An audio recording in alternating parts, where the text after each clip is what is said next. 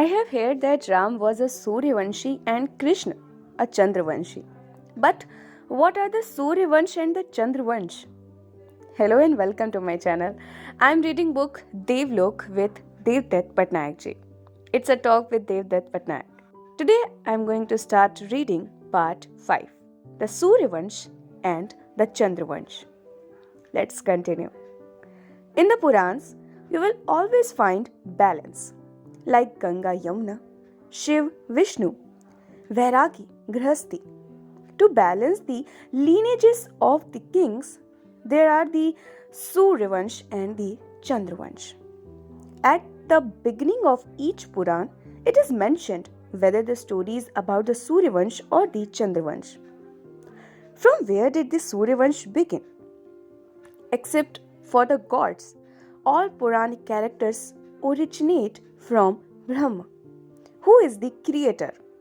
Brahma is followed by Rishi Kashyap, Surya, Manu, then Ikshvaku. The word Ikshvaku is related to sugarcane. Nobody knows why he had this name. A possible explanation is the sugarcane was produced only in India and he was India's king.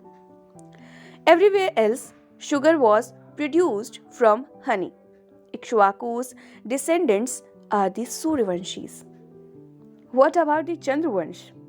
The two Vanshas are related. Ikshvaku had a brother, Sudhyumna. Once he goes into the forest where Shiv and Shakti are together. There is a spell on the forest that turns anyone who enters the forest while they are pairing into a female. Thus, Sudhyumna become Ila or Ikshvaku's sister. Ila's husband is Budh, who is the son of Chandra, the moon god. So, Ila's children are related to the moon and that is the Chandravansh. There is always something odd about the moon. The sun is Pratapi. It produces its own light, while the moon takes it from the sun.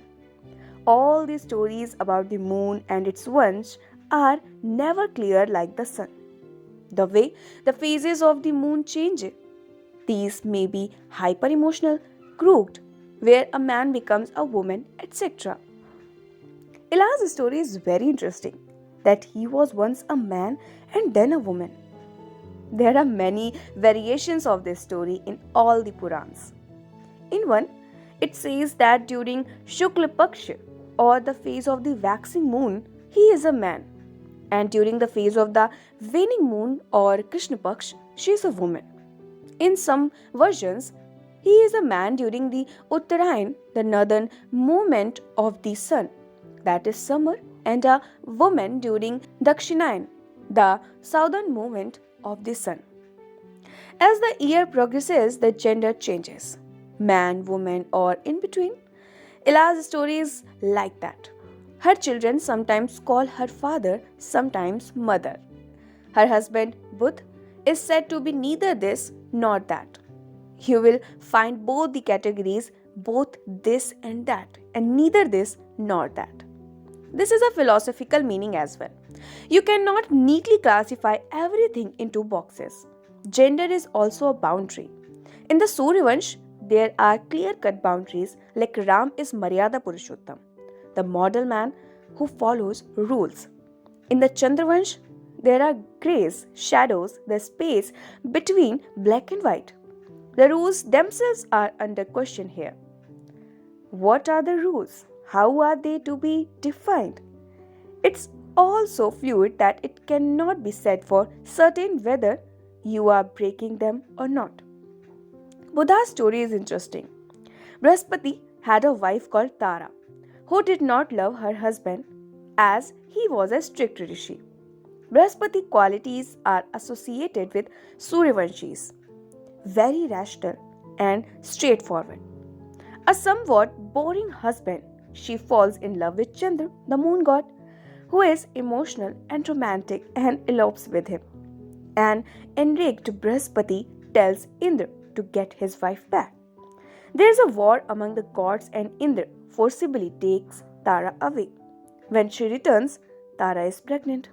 Chandra claims the child is his while Brihaspati says it is his. When asked, Tara keeps silent. The child in the womb says, I am Chandra's son. Brihaspati is so angry that he curses the child and says, You will be born Napunsak, without genitals. That child is Buddha. So, in graphic depictions and idols, Buddha is sometimes shown as a man, sometimes as a woman, and he marries Ila, who is a man and a woman. So, this is the strange story of the Chandravansh. What is the connection of these Vanshas with the Ramayana and the Mahabharata? The Ramayana is associated with the Suryavansh and the Mahabharata with the Chandravansh. When you say Ram Rajya, it is associated with the perfection that was embodied by Ram. Kalidas wrote a long poem called Raghuvansham. In this, not only is Ram a great king, but so are all the previous kings, his ancestors. For instance, Raghu was a charitable king associated with earth, wealth. Dilip, who protected his people from invaders, was associated with dharma and order. Dashrath's father, Aj, was associated with calm.